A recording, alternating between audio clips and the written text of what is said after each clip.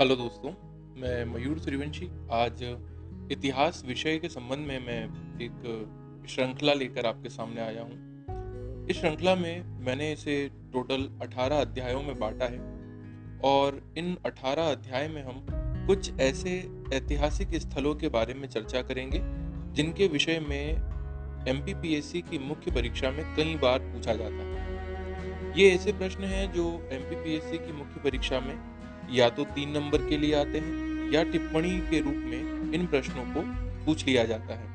तो इतिहास में सबसे ज़्यादा महत्वपूर्ण अगर कोई चीज़ है, तो वो है ऐतिहासिक स्थल।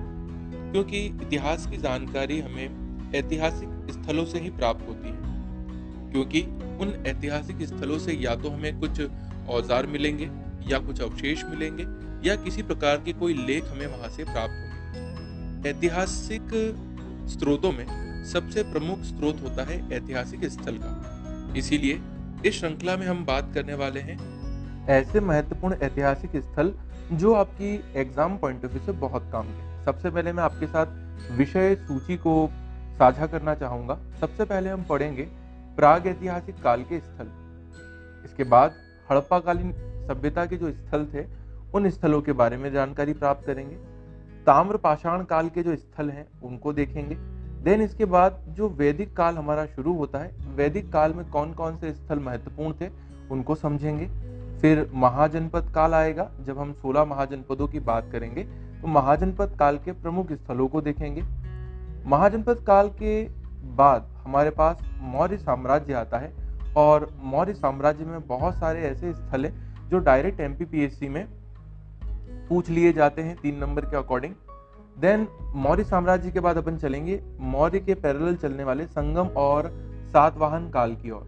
संगम और सातवाहन एक ऐसा टॉपिक है जहां से प्रीलिम्स में भी बहुत सारे प्रश्न बनते हैं और मेंस में तो यहाँ से प्रश्न बन ही जाते हैं। देन फिर से अपन उत्तर भारत का रुख करेंगे और मौर्योत्तर काल में जो भी बड़े स्थल वहां पर हुए हैं, उनके बारे में जानकारी प्राप्त करेंगे। मौर्योत्तर काल के बाद गुप्त साम्राज्य का जो दौर होता है वो आता है इतिहास में। गुप्त काल में जितने भी प्रमुख स्थल हैं, उनकी जानकारी प्राप्त करेंगे। फिर गुप्तोत्तर युग आएगा और गुप्त उत्तर युद्ध के बाद हमारे पास आएगा राजपूत काल। राजपूत काल एक बहुत बड़ा सेगमेंट है और यहाँ पर बहुत छोटे छोटे इलाके जो हैं वो अपनी एक महत्व रखते हैं। उन सभी महत्व को हम समझेंगे। देन फिर हम बात करेंगे राष्ट्रकूट और उसके साथ में चोल और चालुक्य। राष्ट्रकूट, चोल और चालुक्य के संबंध में एग्जाम्स में, प्रीलिम्स में खास तौर पे बहुत सारी चीजें पूछी जाती हैं। फिर यहाँ पे हमारा आ जाएगा मध्यकालीन भारत का इतिहास और यहाँ पे अपन देखेंगे सल्तनत काल। सल्तनत काल के कुछ सिलेक्टेड मैंने स्थल निकाले हैं, उन सिलेक्टेड स्थल के बारे में अपन बात करेंगे।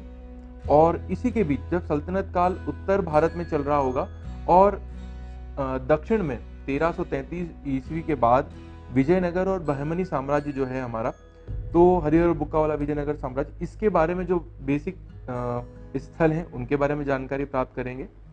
देन इसके बाद आएंगे हमारे पास जब सल्तनत काल की समाप्ति होती है और मुगल काल की शुरुआत होती है, तब भारत में बहुत सारे क्षेत्रीय राज्य निकल कर आते हैं जिन्हें मुगल अपने शासन में बाद में मिलाते हैं। तो ऐसे क्षेत्रीय राज्यों के बारे में जानेंगे। देन फिर मुगल काल के अधीन जो बड़े स्थल थे उनकी जानकारी, और मुगलों के बाद हमारे पास आते हैं अंग्रेज।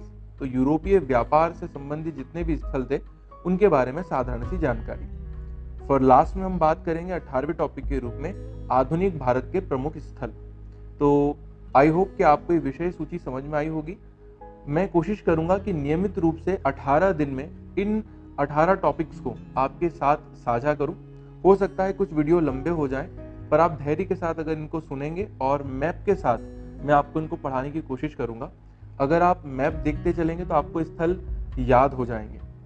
ये जो पूरा टॉपिक है आपके एमपीपीएससी मेंस में काम में आएगा और साथ ही साथ व्यापम, जिसको अपन पीईबी कहते हैं, उनके द्वारा आयोजित होने वाली किसी भी एग्जाम में, चाहे वो एसआई के लेवल की हो या कांस्टेबल लेवल की हो, किसी भी लेवल की एग्जाम में वहाँ पे अगर बेसिक किसी भी ऐतिहासिक स्थल से कोई प्रश्न आता है तो वो आपसे आंसर बन जाएगा।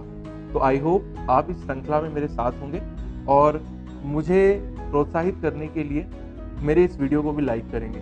अगर आप चाहते हैं कि मैं इसी प्रकार से अन्य विषय के ऊपर भी कोई श्रृंखला लॉन्च करूं, तो प्लीज़ आप मुझे कमेंट करके बताइए कि आप मुझसे क्या पढ़ना चाहते हैं। अभी हम बात करने वाले हैं प्रागैतिहासिक कालीन स्थल के बारे में। तो आइए दोस्तों, क्लास शुरू करते हैं। और ये वीडियो जैसे कि थोड़ा जानकारी वाला वीडियो था, तो मैं नेक्स्ट वीडियो में आपको प्रागैतिहासिक कालीन स्थल के बारे में पूरी जानकारी दूंगा। तब तक के लिए धन्यवाद, जुड़े रहिए मेरे साथ। और अगर आपने अब तक चैनल को सब्सक्राइब नहीं किया है, तो प्लीज़ चैनल को सब्सक्राइब कर लें, ताकि आपको अपडेट्स मिलती रहें और इसी प्रकार की रोचक जानकारियाँ आप तक पहुँचती रहें।